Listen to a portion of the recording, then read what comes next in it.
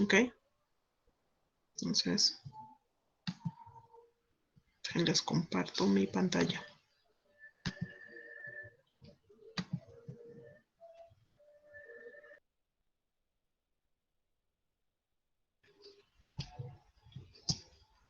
Listo. ¿Todos ven la presentación? Sí, Sí, profesora. profesora. Sí, profesora. Ok, gracias. Entonces, les había comentado que quería que leyeran un poquito acerca de las generalidades, ¿no? Del sistema nervioso. ¿Qué es? ¿Cómo funciona? ¿Para qué sirve? La importancia a nivel fisiológico. O sea, finalmente nosotros vamos a ir revisando su estructura, pero realmente, ¿qué podemos mencionar del sistema nervioso? Si sabemos que finalmente lo encontramos en todo un filum. O sea, lo podemos encontrar en el modo más evolucionado que serían los cordados, o sea, nosotros, pero si nos vamos un poquito hacia atrás, podemos hablar de otro tipo de mamíferos, algunos tipos de peces, que finalmente siguen siendo vertebrados. ¿Ok?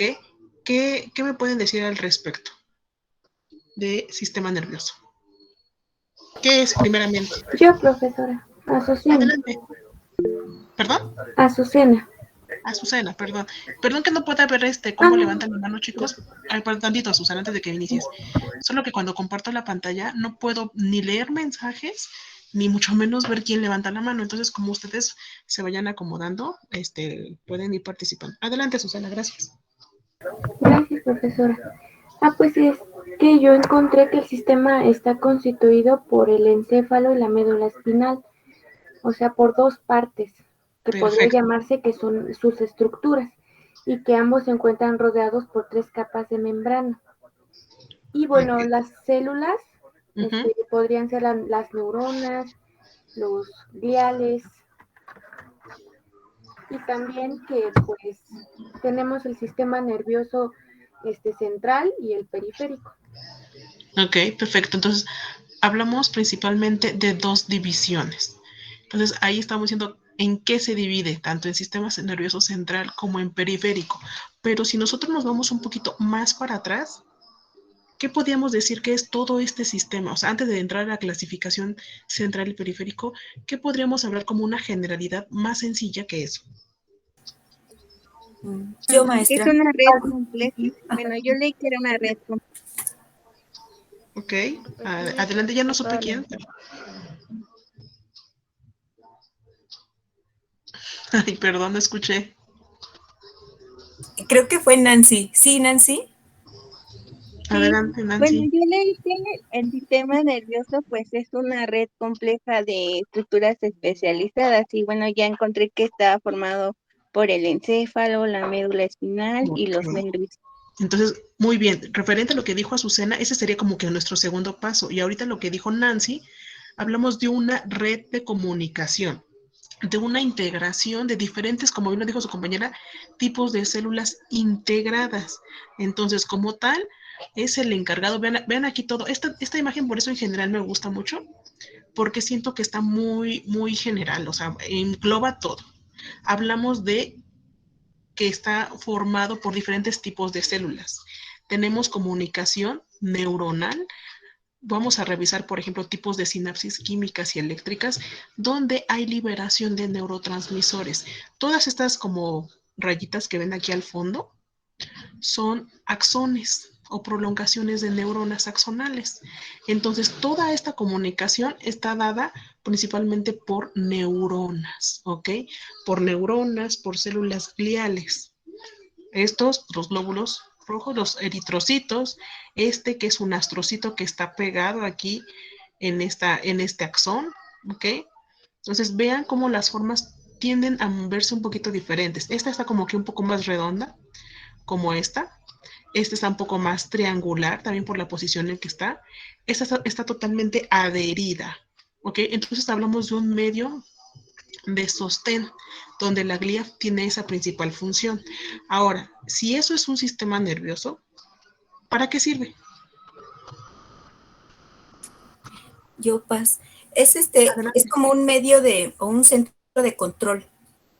Perfecto. Es un Centro de centro de control. control y elaboración de respuestas frente a los estímulos, ya sean externos o internos. Perfecto. Hablamos de estímulos externos e internos. Eso es muy importante, chicos, que lo tomen a consideración porque muchas veces pensamos que el estímulo tiene que ser necesariamente externo para que se lleve a cabo. Es decir, si yo me pinché el dedo con una aguja, automáticamente yo siento ese dolor, ¿no? O sea, reacciono y posiblemente hasta me pude haber sacado un poquito de sangre, ¿no? Pero reaccionamos, entonces da ese estímulo externo, pero de manera interna y no voluntaria, obviamente, hay también ese estímulo. Entonces podemos decir que es el encargado de dirigir, controlar, coordinar funciones del cuerpo. Dirige, controla y coordina. ¿Ok?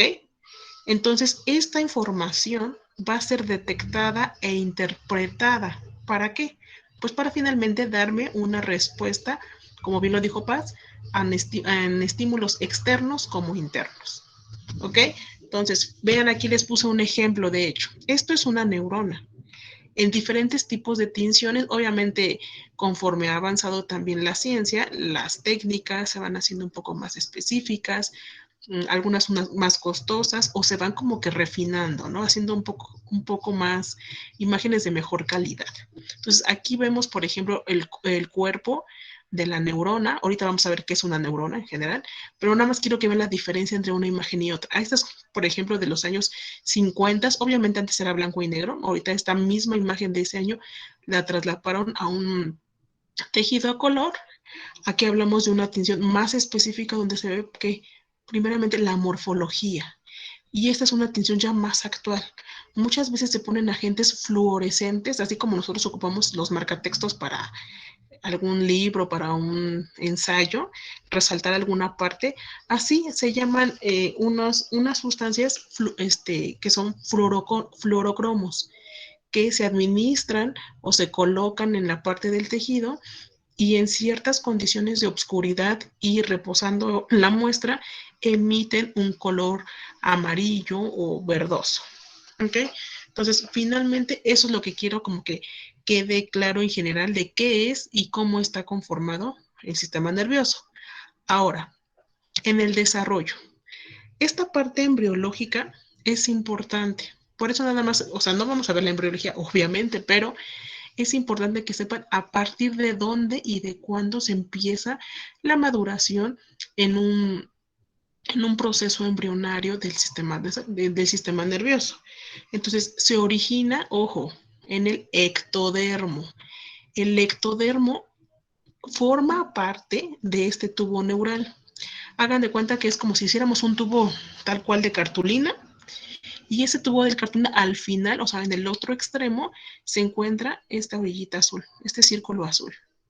Entonces, como su nombre lo indica, ese tubo se va a prolongar. Entonces, si nosotros vemos de un extremo a otro el tubo, hagan de cuenta que este es el mismo ectodermo, esta parte azul.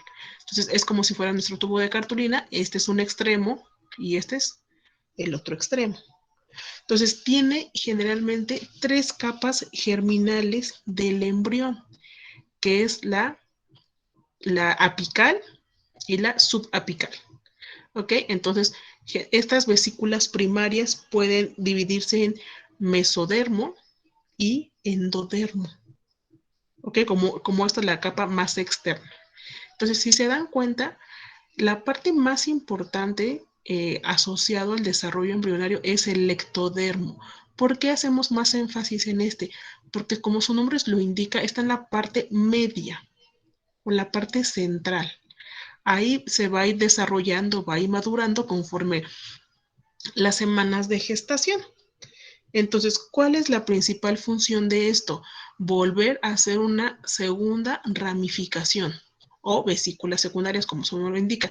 Si se dan cuenta, se vuelve a respetar el tono azul, que ya ahora está más maduro y deja de ser ectodermo para convertirse en mesencéfalo. Entonces, tiene la parte apical y tiene la parte subapical. ¿Ok? Y aquí ya comienza la parte de la médula espinal. Ojo, aquí tenemos que hacer un paréntesis porque muchas veces me confunden médula con columna. Pero bueno, ya lo vamos a ver en otro ejemplo más adelante, pero quería hacerles el comentario. Entonces vean, si de aquí partió el ectodermo, la ramificación o la anatomía ya en un embrión ya maduro o ya casi a punto de dar a luz, ¿en qué va a derivar? La parte superior o la parte que tenemos en verde va a ser telencéfalo y diencéfalo. Ojo, no me interesa que se aprendan todos estos nombres, lo único que me interesa es que sepan la distribución. Entonces, anatómicamente estamos hablando que incluye los hemisferios cerebrales, la parte del lóbulo temporal o la parte central, donde está la coordinación motora principalmente, el hipotálamo que se encarga de la memoria, ¿ok? El mesencéfalo, esta parte medial involucra lo que es las circunvalaciones, o sea, la capa más exterior del tamaño final del cerebro. Y ya la parte subapical se encarga de la maduración, es decir, la unión de la masa encefálica o de lo que va a involucrar el cerebro, el cerebelo, que es esta bolita un poquito más rojita, y la unión o el puente, como el nombre lo indica. Entonces, el mesencéfalo, mielencéfalo, madura en esa parte, en lo que incluye el puente y el bulbo raquídeo, que también viene siendo del porte. Haga de cuenta que se divide en dos, pero incluye la misma zona.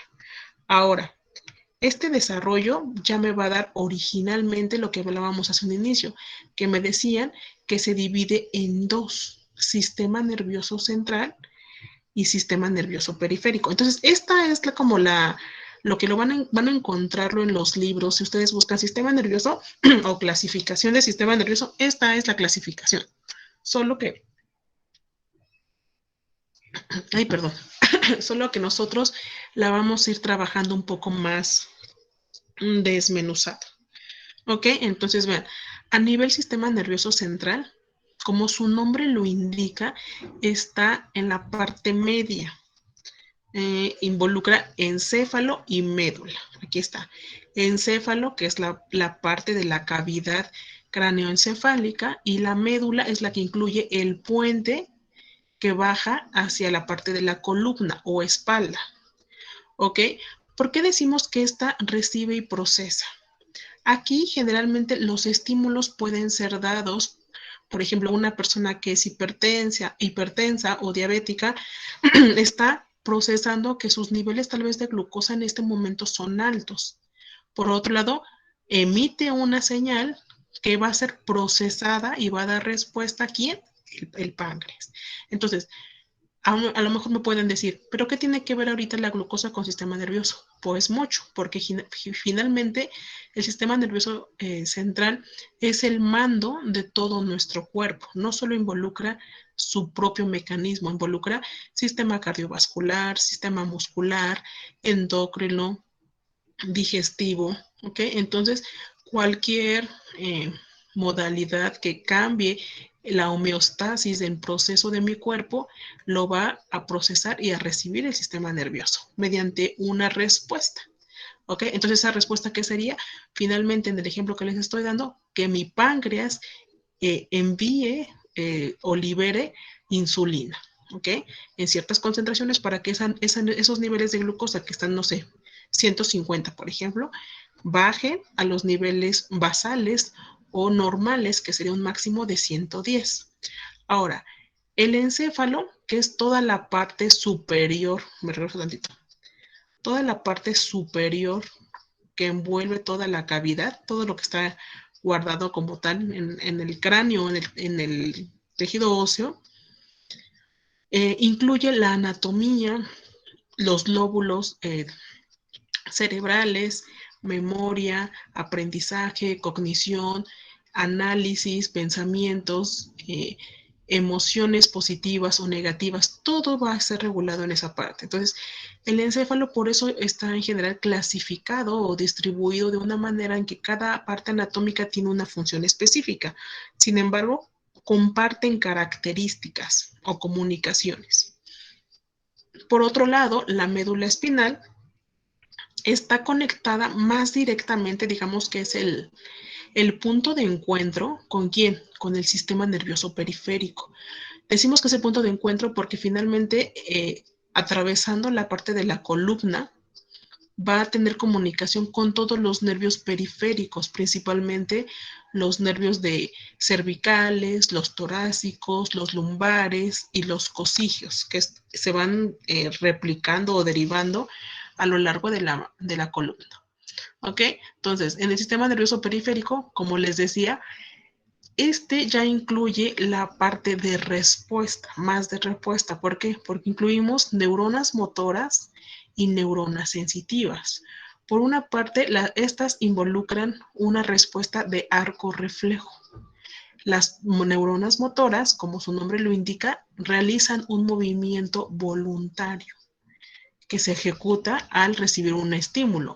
Por ejemplo, si ustedes, otro estímulo, se machucan su mano con una ventana, inmediatamente mi reacción que es pues quitar la mano, ¿no? De donde me estoy lesionando. Y vamos a tener tal vez una pequeña inflamación en la mano o en el dedo, etc.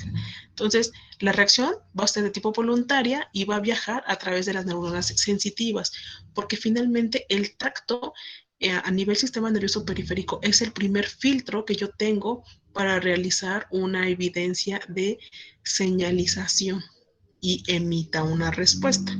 Esa respuesta va a estar dada por el sistema nervioso somático o el sistema nervioso autónomo, que vamos a verlos, por ejemplo, por un desglose. Ahorita esta es como la generalidad de cómo se clasifica. No crean que aquí les voy a dar todo. No, nos vamos a ir por partes. Solo que quiero que más o menos vayamos viendo la distribución como que de ese caminito. ¿Ok? Entonces, el sistema nervioso somático, como aquí lo indica, somático quiere decir cuerpo, o soma quiere decir cuerpo. Entonces, hablamos de movimientos voluntarios que incluyen a las neuronas motoras. Y el sistema nervioso autónomo incluye respuestas de tipo involuntarias, como cuál, la frecuencia cardíaca. No depende de mí, no la puedo controlar, la digestión, lo mismo. Y por lo tanto, como hablamos del sistema nervioso de tipo de respuesta involuntaria, se divide en dos, una que es simpática y otro parasimpático.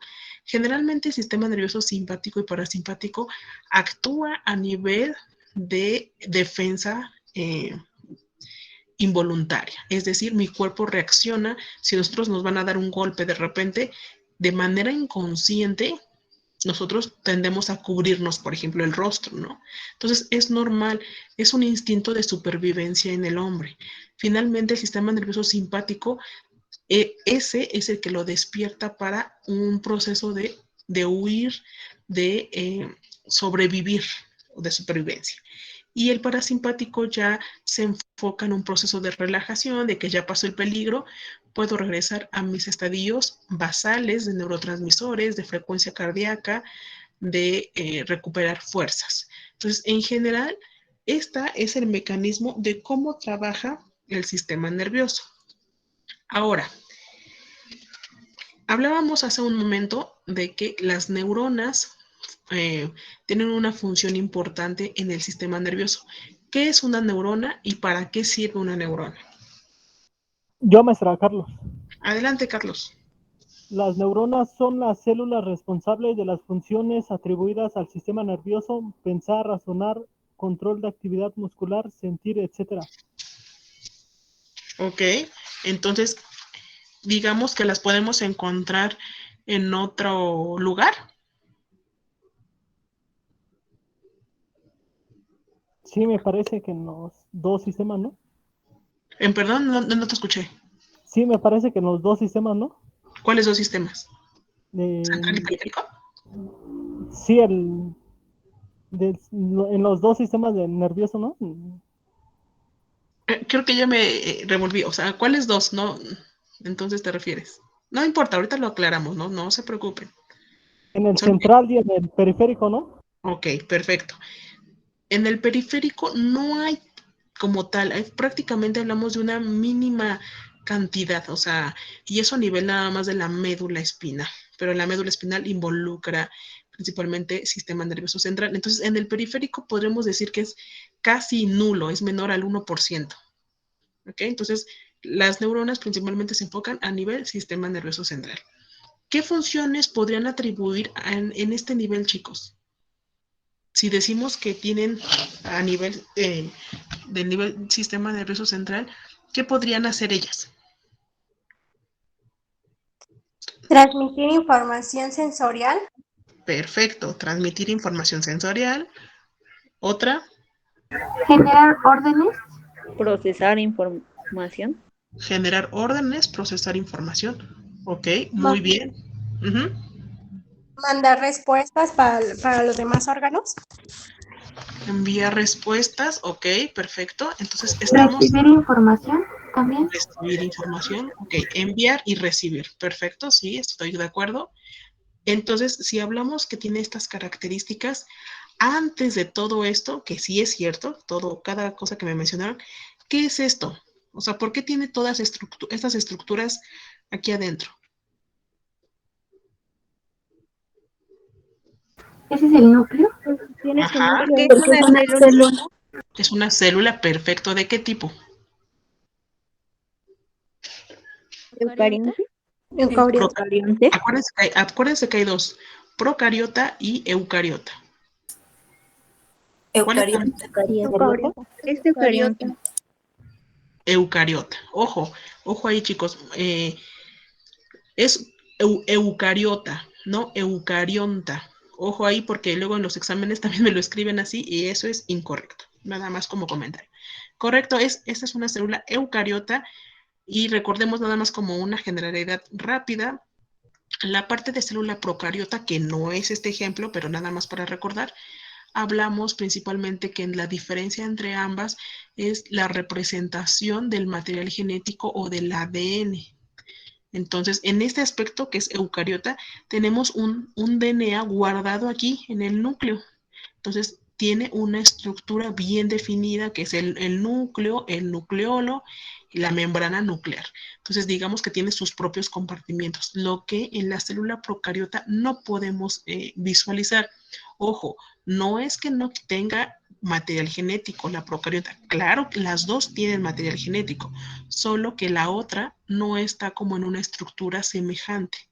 No tiene un compartimiento donde almacenarse. Y aquí sí, entonces tenemos el núcleo, el nucleolo, tenemos todo esto que es retículo endoplásmico rugoso.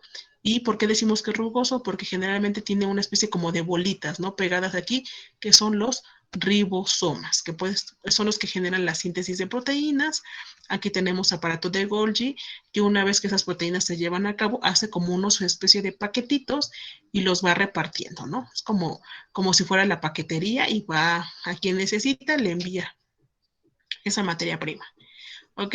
Tenemos aquí la mitocondria, que ustedes ya llevaron biología celular, tiene la principal función de generar energía en forma de ATP para realizar todas las funciones metabólicas de la célula. ¿Ok? Que también tenemos aquí el retículo endoplásmico liso que realiza síntesis de lípidos. Entonces, bueno, en general, eso es como que lo que sabemos de célula y una parte muy importante, toda esta parte, así como a medio amarillita o naranja, es la membrana celular. ¿Ok? Entonces, bien, ya me dijeron, esta es una neurona con todas esas funciones, pero a mí me interesa que sepan principalmente tres que resumen lo que ustedes me acaban de mencionar. Uno, que es una unidad funcional.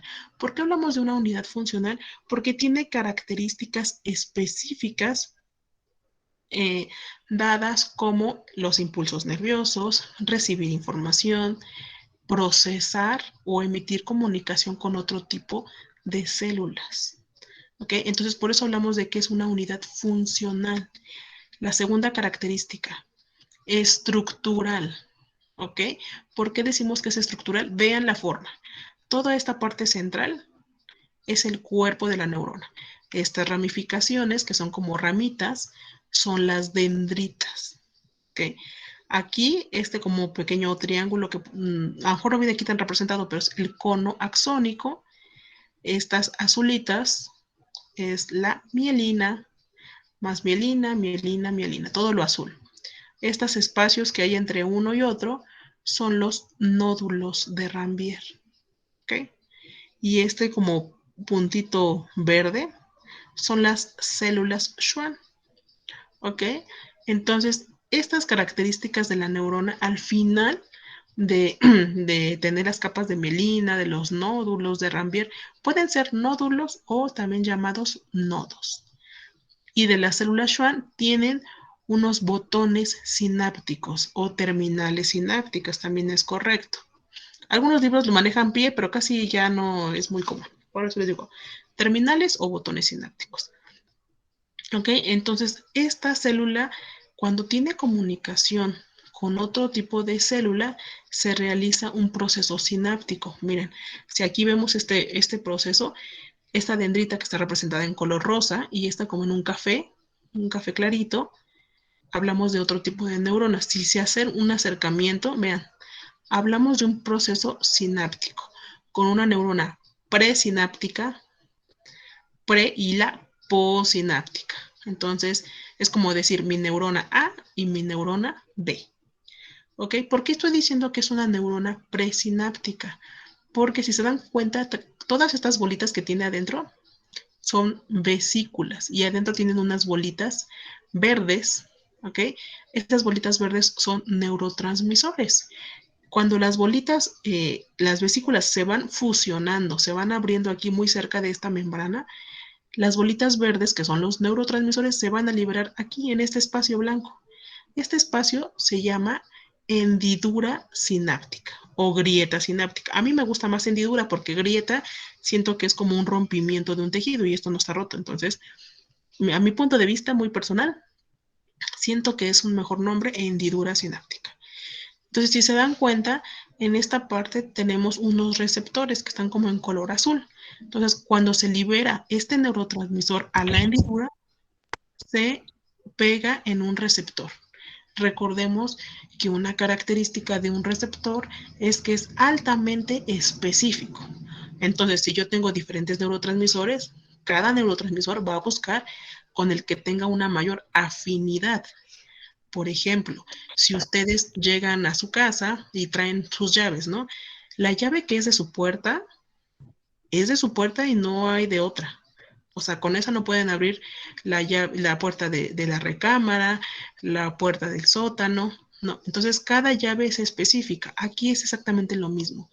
Cada neurotransmisor es específico para según su tipo de receptor. ¿Ok? Ahora, en cuanto a las funciones, ¿vamos bien hasta aquí, chicos? ¿O alguna duda o comentario? No, profesora, todo bien. Todo ¿Seguro? bien, profesora. O sea, yo sé que es nuestra primera clase, chicos, pero de verdad, siéntanse con toda la confianza de que me digan, maestra, va muy rápido. O ya me perdí, o yo me quedé en esto, díganme, no hay problema. Estamos aquí para aprender. Ay, perdón, es que dejen leer sus mensajes entonces, ¿por qué?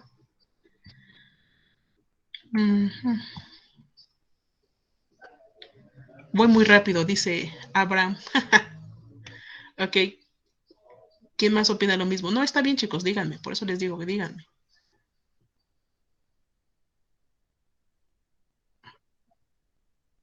Ok, me voy más lento. Perfecto. No, está bien, chicos, que me digan. No crean que me voy a enojar. Profesora Nancy, ¿cómo dijo cada neurotransmisor? Es que ya no Ok, terminé. sí, me regreso. No se preocupen. Es que como esto lo vamos a revisar más adelante, nada más les estoy dando como un resumen de esta diapositiva. Porque a lo mejor, bueno, no sé, ¿verdad? Trato de darles como más detalles y a veces sí les dejo como que más chamba de lo normal. Es que luego ustedes me han comentado, ¿no?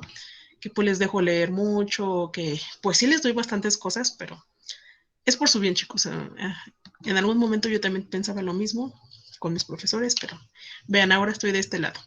Ok, les decía que este es un acercamiento, ¿ok?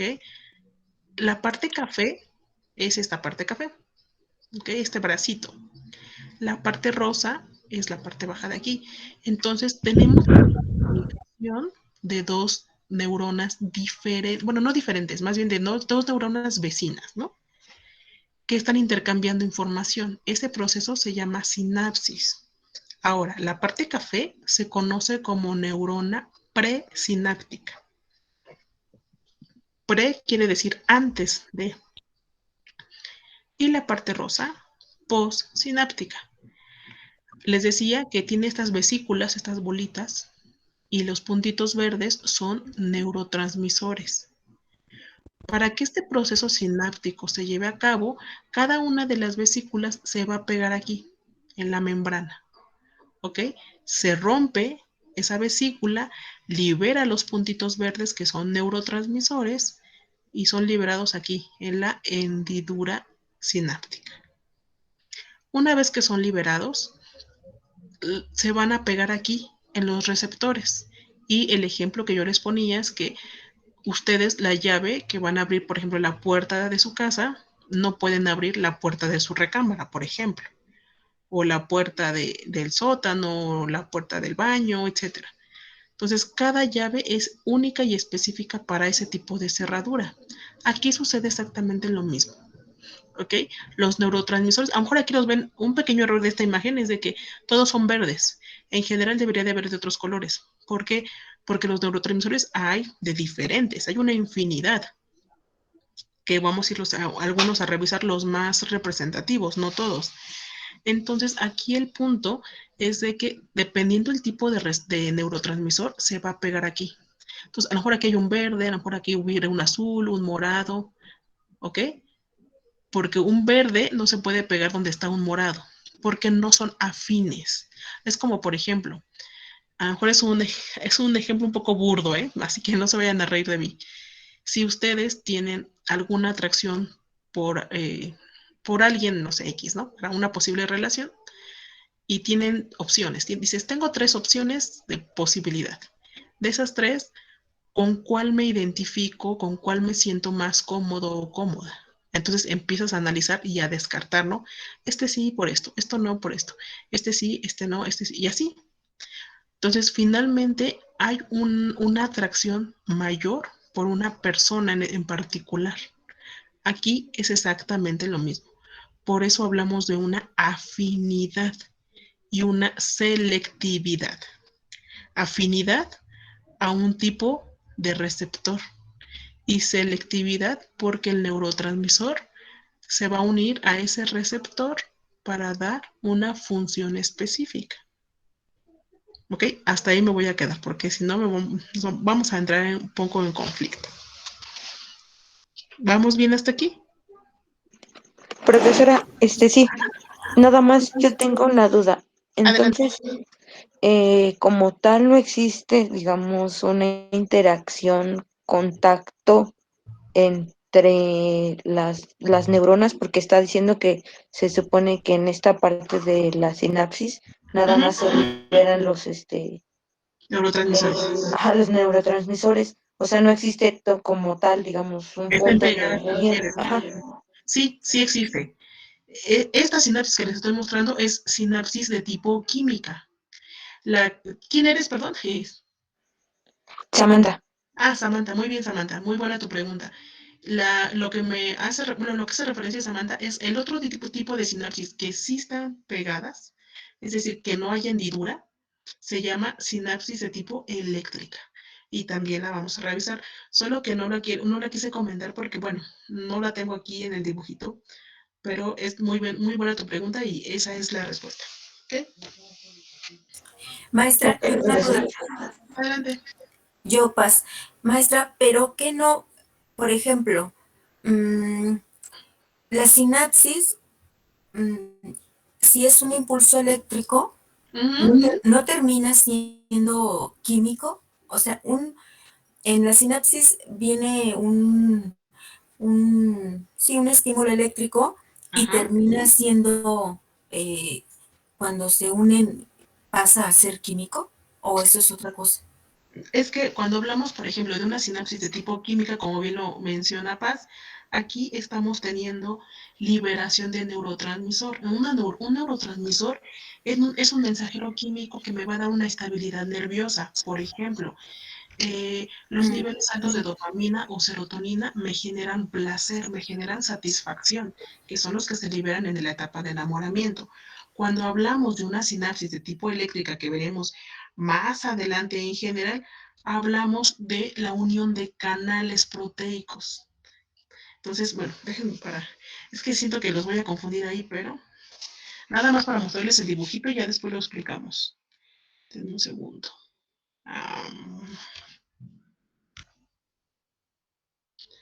Aquí.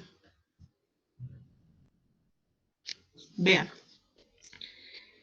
En la sinapsis química hay un pequeño espacio, ¿ok? No hay una fusión como tal. Por eso se ven tantos, se ven como tantas rayitas amarillas. En la sinapsis eléctrica, vean, se ven como secciones cerradas, ¿ok? Por eso se llaman uniones tipo gap, porque aquí sí están pegadas la parte pre y la parte post. Entonces, no voy a entrar ahorita en esta parte de detalle porque todavía no llegamos a ese tema, pero no van a liberar neurotransmisores. ¿Ok? La eléctrica no. Ok, maestra, sí. Nada más para que no tengamos conflicto y nos enredemos. Sí, maestra, gracias. De nada. Déjenme ver. Tenemos un mensajito por aquí. Exacto. En la química existe una hendidura. Es correcto, Azucena.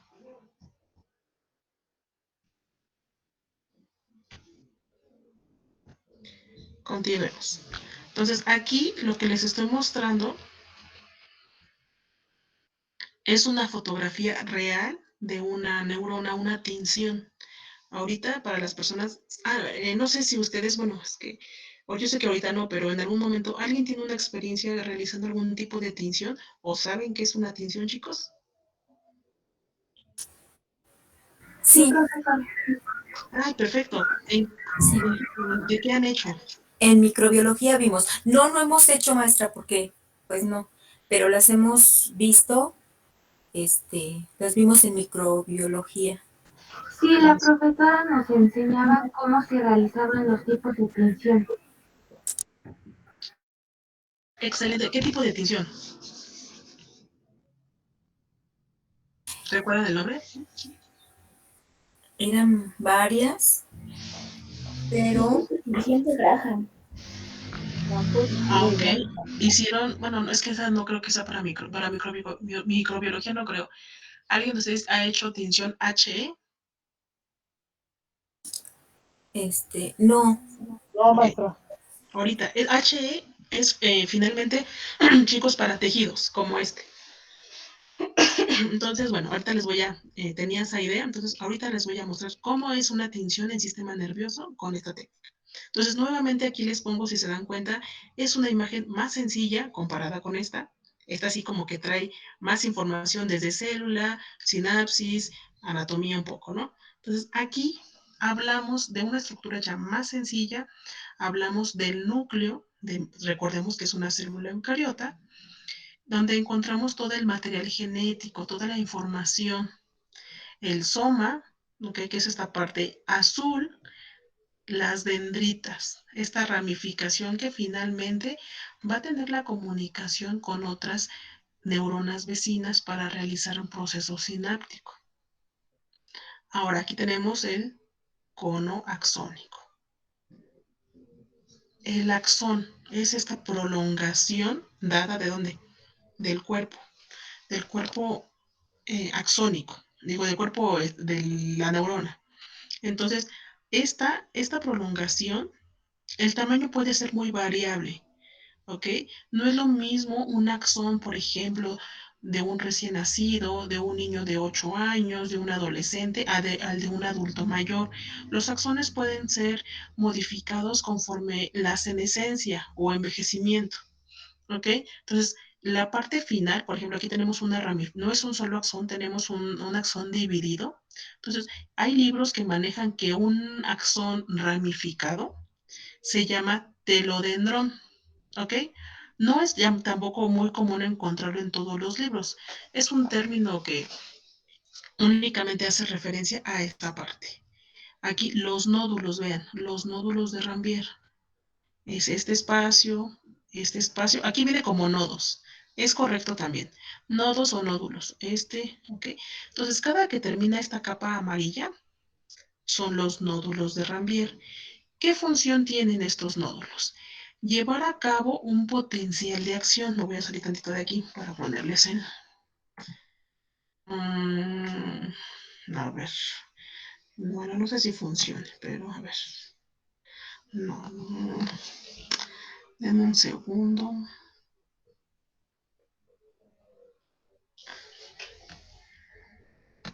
Ok. ¿Por qué les decía que son importantes los nódulos de Rampier? Cuando se genera un potencial de acción, es decir, mi neurona ha sido estimulada o excitada, la comunicación se va a ir dando de tipo saltatoria. ¿Ok? Entonces, este potencial de acción, para eso sirven los nódulos, para que haga un pequeño aterrizaje en cada uno de esos espacios. Cuando lleve a la parte final y se libere aquí, aquí se va a liberar un neurotransmisor. ¿Ok? Neurotransmisores como qué tipo? Dopamina. Bueno, nada más los voy a poner abreviado porque si no, dopamina, serotonina, ¿ok? Entre otros. Hay noradrenalina. Entonces, ¿qué sucede cuando mi potencial de acción, vamos a poner otro color, se lleva de manera diferente? Si se hace así, por ejemplo, ya no me está respetando la liberación normal, ¿ok? El seguimiento se ha perdido. ¿Qué quiere decir esto? Que hablamos de un problema a nivel de una desmielinización, es decir, las capas amarillitas que están aquí, es como ponerle una capita de cinta de aislar aquí, cinta de aislar acá. Entonces, esa cinta de aislar es como cuando nosotros ponemos en nuestra casa, ¿no? Que tenemos un cable como que de repente peligroso con corriente y se le pone cinta de aislar para limitar eso. Aquí es exactamente lo mismo. Esa mielina tiene esa función. La mielina tiene una consistencia lipídica, es decir, es muy grasosita, lo que va a permitir que el potencial de acción que lo puse aquí en rojo se lleve de manera ordenada y específica. Entonces, si va de pasito a pasito, es más fácil que el potencial se logre de manera exitosa al final, que haga pasos grandes, grande, pequeño, grande, grande y grande. Esto es un desorden y finalmente la fuerza a la que va puede tener daños ya a nivel neurológico. Entonces, puede desarrollar algún tipo de patología como una esclerosis múltiple. Entonces, personas que tienen problemas para coordinar, para reaccionar ante un estímulo de peligro, por ejemplo, no sé, recibir un golpe con una pelota, generalmente nosotros por instinto nos cubrimos el rostro. Este tipo de personas no tiene ya esa capacidad de realizarlo, ya que sus capas de mielina están muy desgastadas. Es una enfermedad degenerativa, pues, muy, a veces no grata. Digo, yo sé que todas las enfermedades son difíciles, pero en este aspecto ya muy avanzado, el paciente ya tiene que dar en silla de ruedas. Entonces, este potencial de acción tiene esa capacidad. Hay etapas para que se pueda llevar a cabo la propagación, pero ahorita estamos explicando nada más las funciones de la neurona. ¿Vamos bien hasta aquí? ¿Dudas? No, profesor. Continuemos. El axón, bueno, ya les dije que es la prolongación finalmente que se va a llevar aquí a lo largo del cuerpo, ¿ok? Y este axón también se puede ver limitado en alteraciones con esclerosis múltiples dadas por esta lesión del potencial de acción. ¿Ok? Y finalmente, los botones sinápticos, que es la parte final. Si se dan cuenta, tienen como unos puntitos al final. Aquí es donde contienen los neurotransmisores que se van a liberar. ¿Ok? Ya los dejan de manera libre y finalmente buscan a su receptor para poderse unir. ¿Ok? Ahora, esta imagen, por ejemplo, en general me gusta porque esta la tomé de un libro de neuroanatomía. Vean, lo que yo les decía hace un momentito. Neuronas de un recién nacido. Vean sus axones, sumamente largos, Los somas son estas partes como un poco más gruesas y tiene muy poquitas ramificaciones de dendritas. O sea, estamos hablando de un máximo de 5 días aquí, de un bebé. Vean, a los 6 años. A los 6 años aquí incluimos una capacidad totalmente, no solo hiperactiva, o sea, ya hablamos de un niño que habla, corre, brinca, ¿ok? Hablamos que está en un proceso de aprendizaje, así como esponja, ¿eh?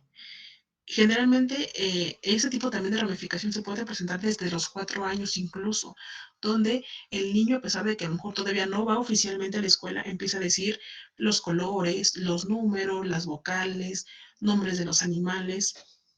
Entonces, incluimos el término plasticidad. ¿Qué quiere decir la plasticidad?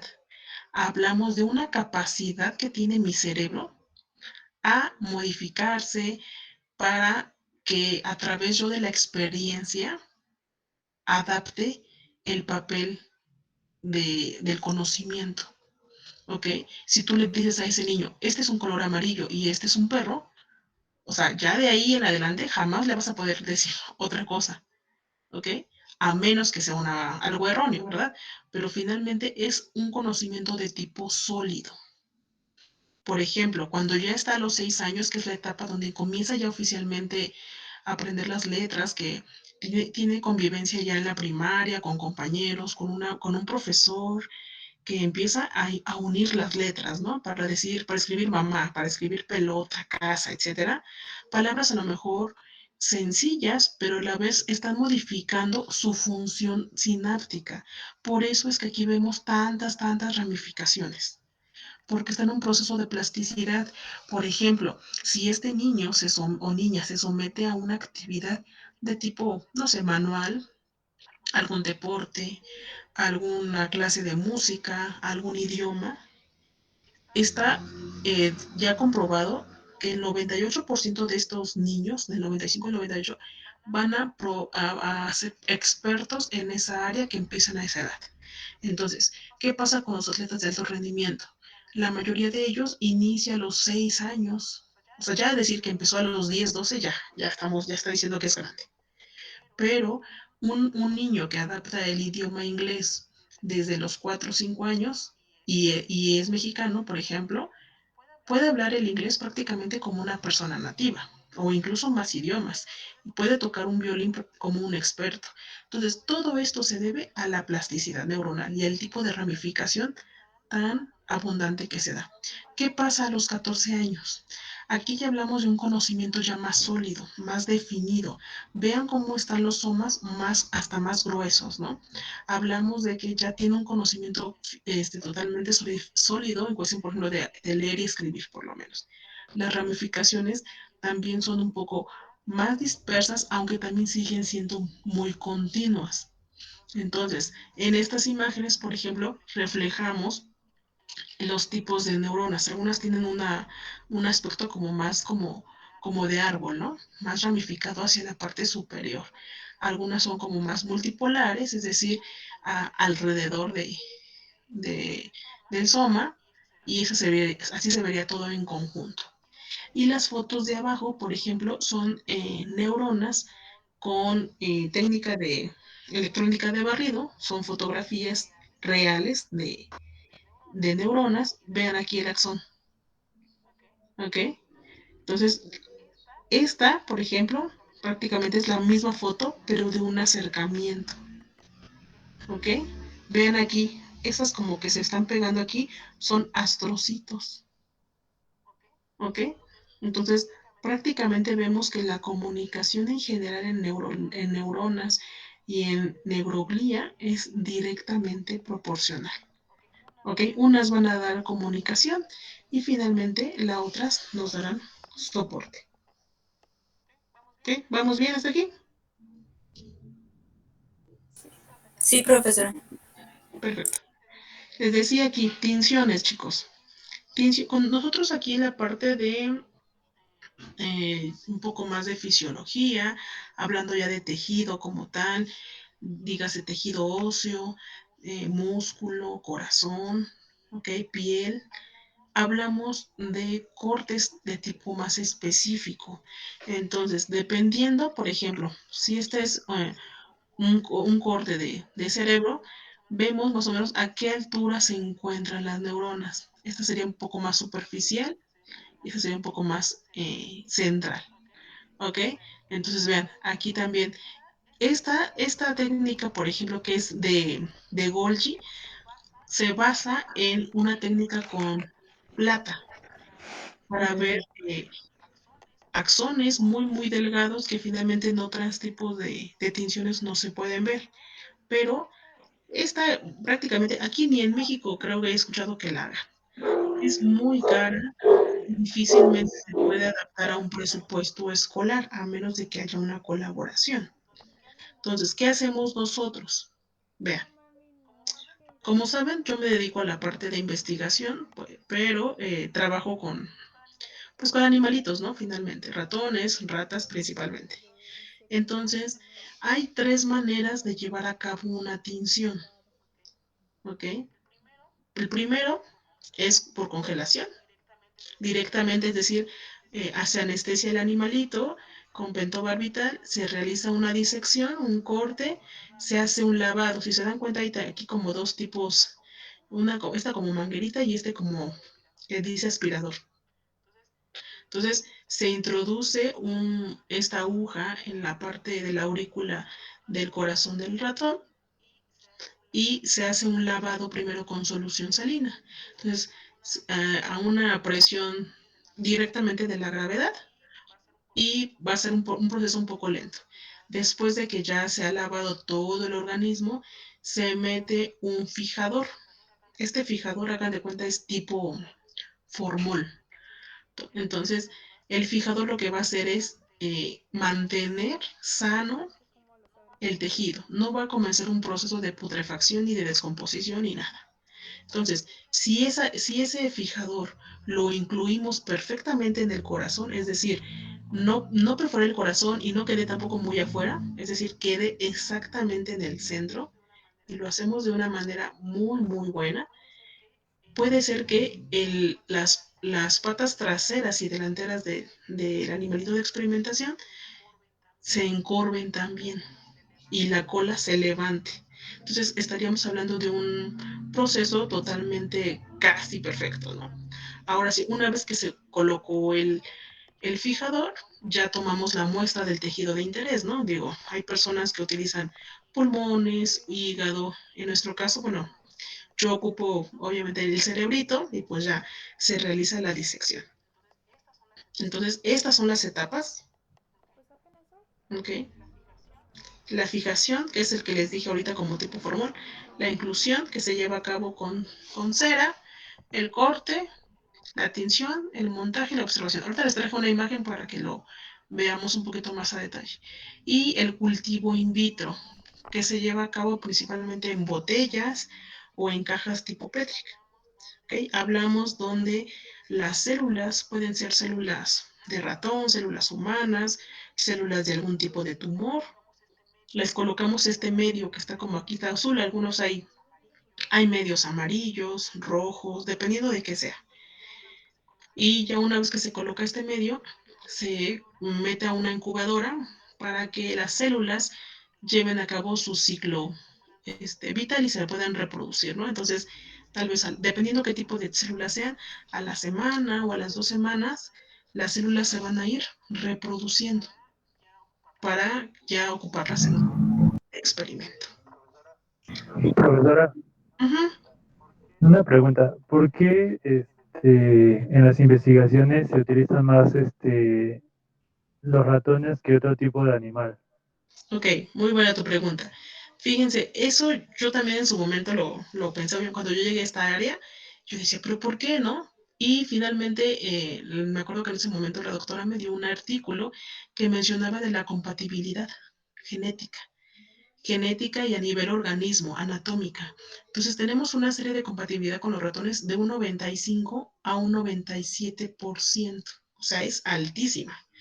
Entonces, finalmente hablamos, por ejemplo, de un ejemplar. En lo personal, yo hablo de mi experiencia. Yo ocupo ratones aproximadamente de 30 a 50 gramos máximo. O sea, ya 50 puedo decir que es un ratoncito que ya se me está pasando de peso, que ya a lo mejor no es tan viable para mi proyecto.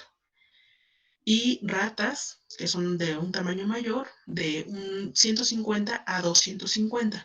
Entonces, por eso casi siempre se ocupan ratones y ratas, porque aparte de ese alto índice de compatibilidad, hablamos de procedimientos más baratos. Por ejemplo, lo ideal sería que nosotros hiciéramos experimentalmente en monos. Tienen una compatibilidad entre el 98 y 99%. Sería lo ideal. Pero la infraestructura, por lo menos aquí en México, no la hay. ¿Quiénes trabajan con monos? Principalmente Europa. Allá en Europa hay, de hecho, en Londres, para ser más exacto, hay un banco de cerebros. Entonces, bueno, yo la otra vez me puse lo encontré en una revista y se ven las fotos, cómo tienen los cortes en fijación, etcétera. Y algunos sí trabajan ahí con monos que han desarrollado una enfermedad neurodegenerativa de manera natural. Por ejemplo, en México, aquí en el Instituto de Psiquiatría, se ocupan los monos, pero únicamente a nivel cognitivo, aprendizaje. Es decir, te dan un cubo y que ponga las figuras o las vocales, los colores, un poco de coordinación, nada más. En Neuro, que es donde yo he estado, había también un mono y se ocupaba para proyectos de cognitivos en un tipo de demencia, porque el mono creo que ya era prácticamente un poco grande, pero ahí la desventaja es de que son muy agresivos, entonces de repente, bueno, yo conocía a la persona que le daba de comer, no, yo solamente lo veía de lejos. Se fue de vacaciones, la otra persona lo alimentaba y cuando regresó esta persona de sus vacaciones, pues yo creo que el mono de alguna manera se sintió rechazado o abandonado, le dio un puñetazo a esta persona. Entonces ya después yo lo vi con la cara toda inflamada y ya me contó y yo dije, o sea, pues no. Entonces bien, se dieron cuenta que no era la primera vez que pasaba. Este tipo de monos cuando están solos se vuelven muy agresivos. Entonces el instituto hizo una donación de este mono a psiquiatría, donde había otros dos, para que tuviera compañía. Entonces, finalmente, esa es la idea general por la que nosotros ocupamos ratones, ratas. De hecho, también hay cobayos y conejos. Es como que lo más común.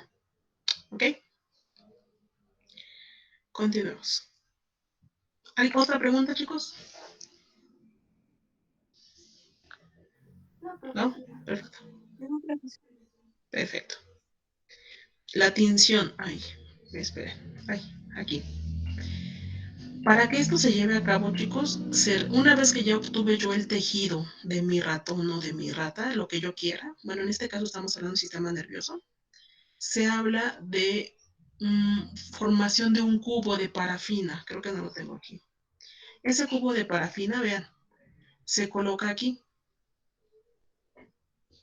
Este equipo se llama microtomo.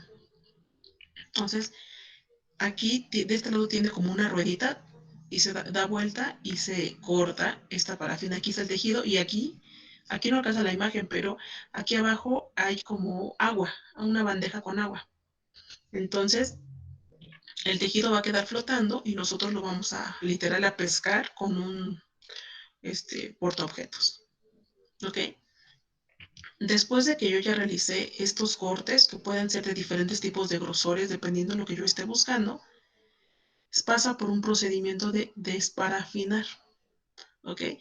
Todas estas cajitas que ustedes ven aquí se llama tren de tinción. ¿Ok? Entonces, para que este proceso se pueda llevar a cabo, les decía, hay que desparafinar. Aquí está. Ahí no encontré otra imagen. El desparafinado. ¿Ok? Que es en una solución de gileno. Esto nada más se los voy a resumir rápidamente porque, bueno, no sé si alguna vez lo hagan, pero nada más para que sepan en qué consiste. Después se va a hidratar con diferentes de concentraciones de etanol y finalmente al agua. Después de que se realizaron estos dos pasos, empezamos con el primer colorante, hematoxilina. ¿Qué va a hacer la hematoxilina? Finalmente teñir los núcleos de las células. Entonces, si se dan cuenta, es como moradito. Me voy a rezar por acá. Entonces, aquí están del 80, creo que ese es 96, del 100, y hay diferentes concentraciones. Entonces, aquí se va a quitar los excesos de hematoxilina que se va a colocar aquí. Aquí se almacena durante, algunos manejan 1 minuto. Yo lo he hecho a 30 segundos porque depende mucho qué tan colorido está esto. Si está ya muy rebajado, pues sí hay que dejarlo un poco.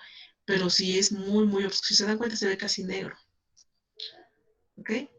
Después de eso, se hace otro lavado, un segundo lavado con agua para quitar el exceso de hematoxilina.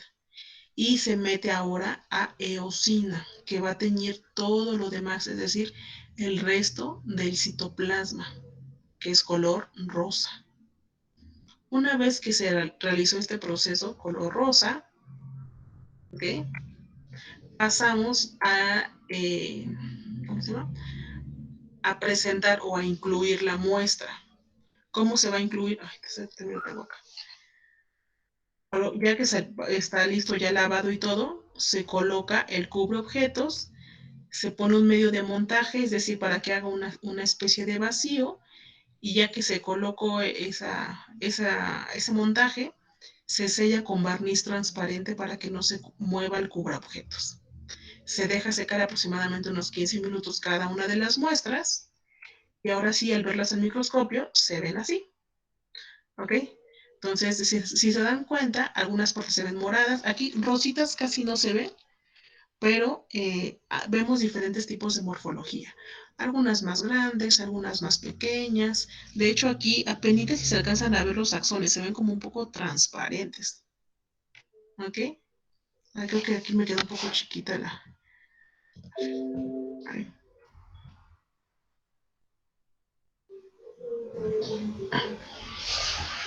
Sí. Ok.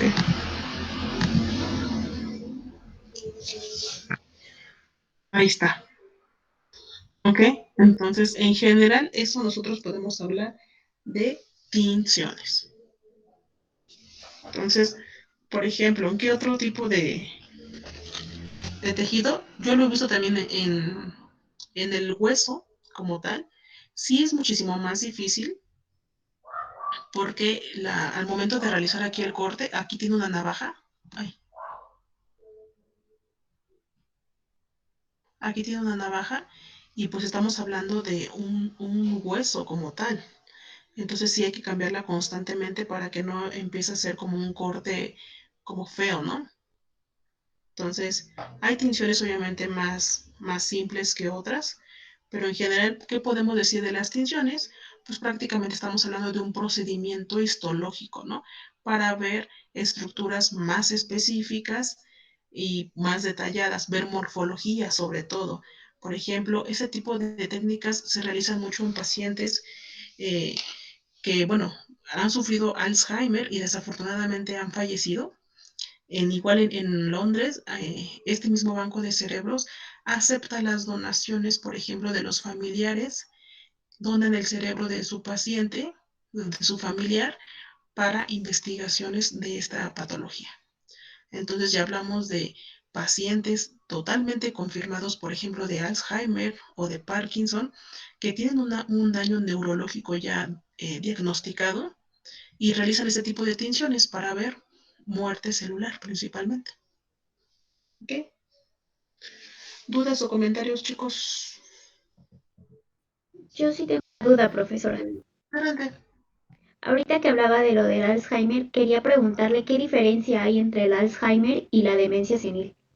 Ok, muy buena tu pregunta, de hecho. Fíjense que esa es una parte un poco complicada porque si hablamos a nivel neurológico, hay muchas patologías que tienen demencias en diferentes grados.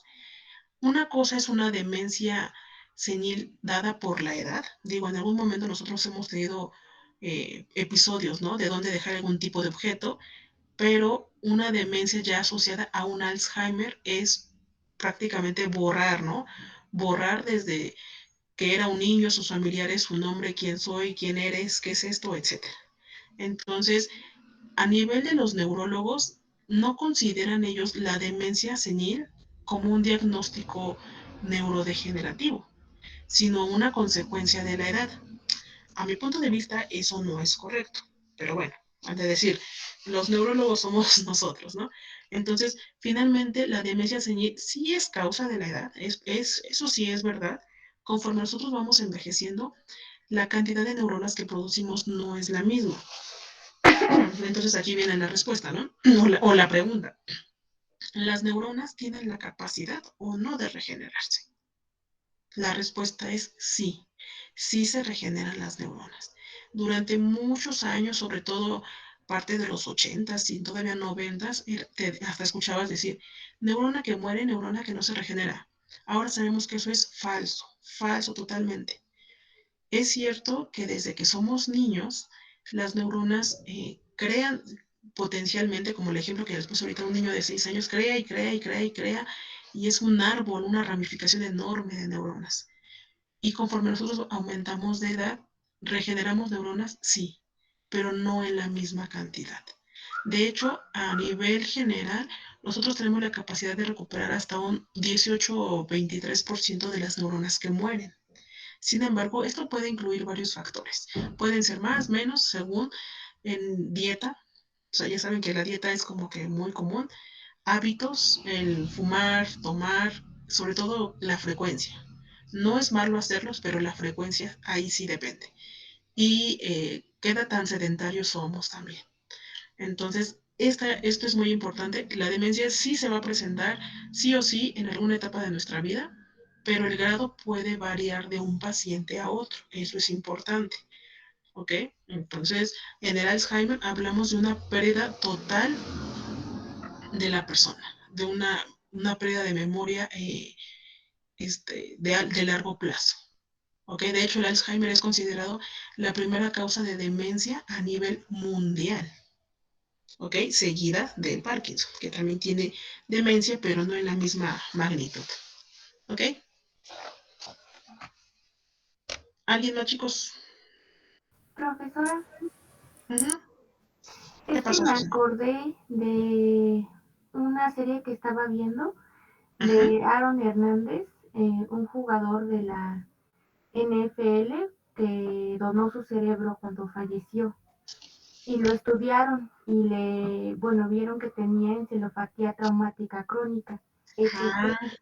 sí. Ay, perdón. Entonces, como que me recordó un poco a eso y que con lo que comentó mi compañera, que a lo mejor, bueno, lo que usted dijo de los golpes, porque Uh-huh. él, pues obviamente, pues por el juego, pues tenía golpes muy, muy seguido. No sé si estoy en lo correcto, pero Azucena, eso tiene que ver con una película que me parece que sale este personaje, ¿cómo se llama? Will Smith, como investigador o algo así. No sé, pero bueno, él es como un jugador que asesinó a algunas personas y bueno, Ah, ok. ajá. Bueno, es que no sé si es el mismo que yo digo, pero están muy asociados. Eso también es cierto. Se ha comprobado que finalmente los traumatismos cranoencefálicos, voluntarios sobre todo, o sea, en este caso hablamos de fútbol americano, ¿no? A pesar de que los jugadores están protegidos del rostro, nuestro cuerpo no está diseñado para ese tipo de agresiones. Imagínense años jugando, recibiendo golpes y la mayoría de esos son golpes pues muy fuertes, ¿no? ¿Qué pasa con las personas de boxeo? Lo mismo, tienden a presentar pequeñas lagunas mentales en sus inicios o presentan pérdida de coordinación al hablar, o se les enreda la lengua, o finalmente no tiene coherencia lo que ellos hablan o mencionan. Entonces, eso es muy cierto. Finalmente, se ha visto que hay una muerte neuronal considerable asociada a un traumatismo cráneoencefálico. Por ejemplo, personas que han sufrido un accidente automovilístico, que es lo más común, desarrollan años después una enfermedad de Parkinson, movimientos involuntarios o un proceso de antecedente de demencia senil temprana, dada por el efecto del golpe. A pesar de que nuestro cerebro está adaptado para protegerse con el cráneo, con las meninges, con el líquido cefalorraquídeo, una infinidad de capas que realmente son muy resistentes, pues imagínense, tanto estímulo, pues llega el momento en el que el mismo cerebro se va a inflamar, ¿no?